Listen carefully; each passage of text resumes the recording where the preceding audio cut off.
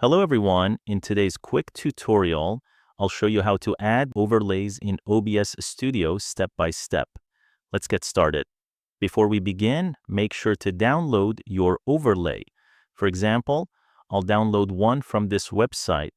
Once your overlay is downloaded, open OBS Studio.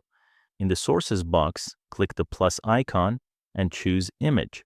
Create a new one and name it something like Overlay. Then click OK. Click Browse and select your PNG overlay from your PC. Click OK, and the overlay will appear on your screen. You can move it around or resize it however you want. Now let's add an animated overlay. Again, click the plus icon, choose Media Source. Create a new one and give it a name like Animated Overlay. Then click OK. Click Browse and choose your .webm or .mp4 overlay file. Choose the settings that fit your needs. Then click OK. And that's it. If you found this video helpful, don't forget to like and subscribe. Thanks for watching.